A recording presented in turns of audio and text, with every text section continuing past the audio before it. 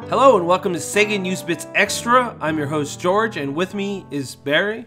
Hello.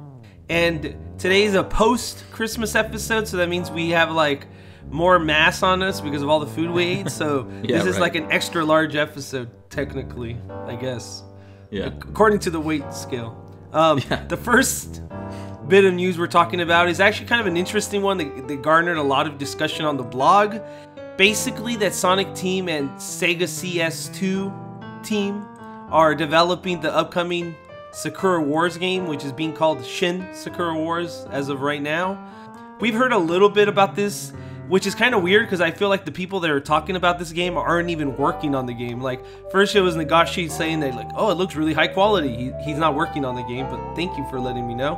And right here we have Shun Nakamura from Sonic Team, basically saying that Sonic Team is working with SEGA CS2 on this game.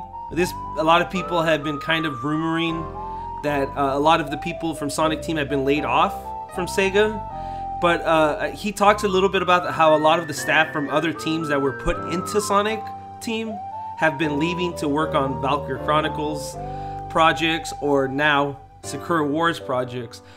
And do you think this is really Sonic Team, or you think that like maybe Sonic Team's building a new identity? Because Sonic Forces obviously was a stripped down game and now they're doing this. What do you think about this? Yeah, it's interesting. I don't know. It would be interesting if Sonic Team was on the title screen or on the packaging, because do you remember when they started doing games that weren't Sonic, but they really pushed from the creators of Sonic the Hedgehog? It's Nights into Dreams. And then they did those like, what is it, Feel the Magic? Right, that's right. And it's interesting because when we posted this news and there was a tweet out there, this one guy went, wow, the team that only makes platformers is trying to make a strategy RPG? Yeah, good luck. And I replied to him, and he never replied back because I was right, and I totally destroyed his entire life. Of course. I told him, don't you remember in the Dreamcast era, Sonic Team made, their name was on the title screens, a massively multiplayer online RPG with Phantasy Star Online, a dance game with Samba de Amigo, a puzzle game with Choo Choo Rocket, and they made 2 3D platformers with Sonic Adventure. So you can't pigeonhole them.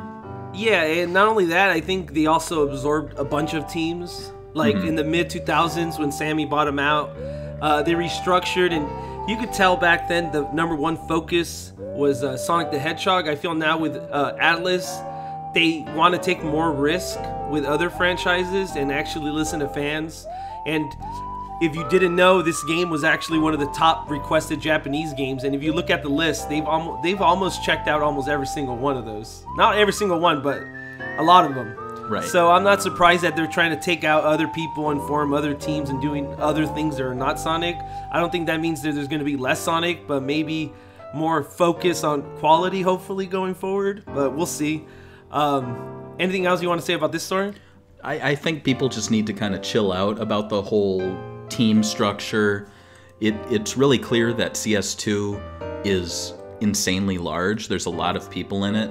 And when they're basically producing games like Valkyria Chronicles 4, this new Sakura Wars game, and Sonic games, like it's clear that there are a lot of people working and doing a lot of different things. And I think that's great, because as much as I love the Dreamcast era and they were doing these studios that had their own teams, I like that they can kind of mix and match to find the best team for the best type of game that they want to make. And here's a little weird thing. This is kind of freaked me out when I first heard this news, because I didn't want to believe it, because literally like that week people were posting on Twitter like rumors that Sonic Team is being disbanded or they're not going to be a big team at SEGA anymore, and then this comes out that like they're working on a totally different franchise, and then they're saying they're letting people go. I think that kind of added fuel to the fire that I don't think there was even any fire to begin with, but I've been seeing it pop up on Twitter more, that's all. There's no legitimate actual reasoning behind it, just people saying things. Right. But the next bit of news is Streets of Rage 4 screenshots. I forgot, I didn't have notes for this one.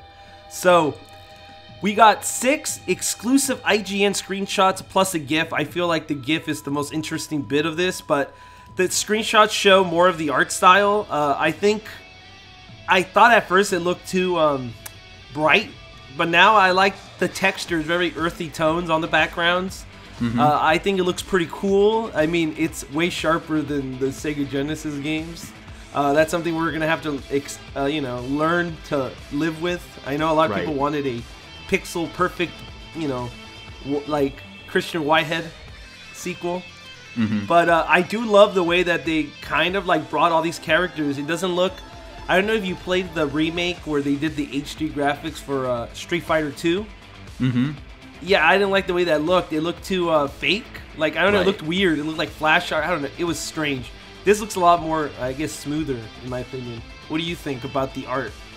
I think the it's really growing on me. I think it's looking really great. Pixel art has its fans and its aesthetic, but really, I think if you can make a game like this, then why not? Because you look at some of those later Genesis games, and it was very clear that they didn't want to be a pixel game. Like they were taking hand-animated drawings, scanning them in, and I think in the perfect world, they would want a game that looks like this.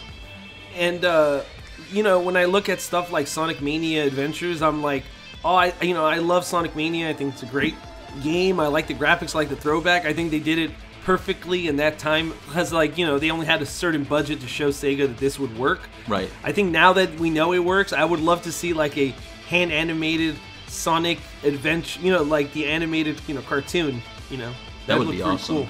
Yeah. But this is basically that, but for Streets of Rage. Like, they could literally make a cartoon tie into this. And I think it would work out pretty well with this art style. For real, yeah. And then they had the the GIF where it shows the juggling gameplay. This is actually one of the biggest new things this game will offer is juggling, where you could juggle enemies back and forth for more damage. What do you think about this? Like, is this something that is, I guess, new enough to be an actual sequel to 3? I think that's pretty cool. I like the gimmick. I'm pretty sure...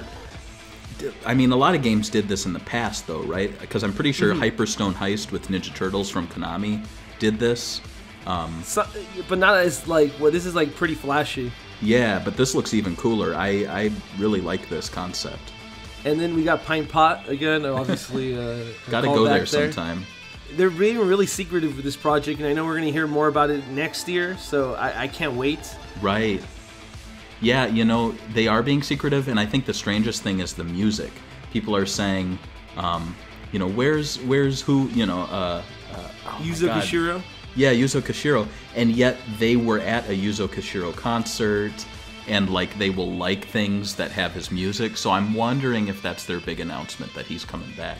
I think so. I think they're waiting to hype the fans up and get all the, press going by, more closer to its release date.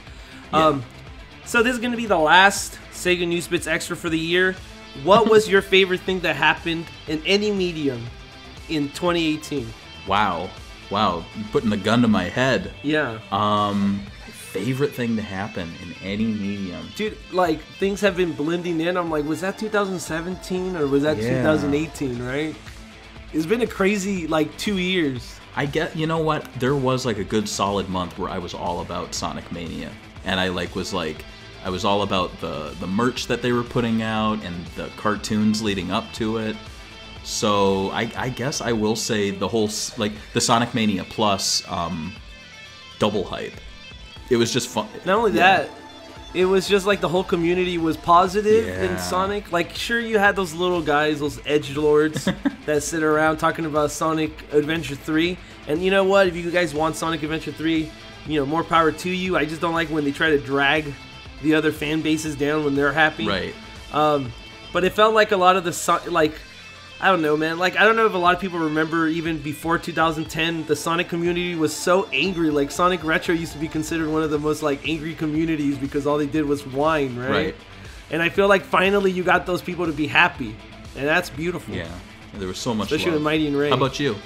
Oh, man, I was trying to think. I kind of want to say that Aquaman making a lot of money, but I haven't seen the movie. I know you have. And I heard it's all over the place. And it's funny because, I actually read the comics.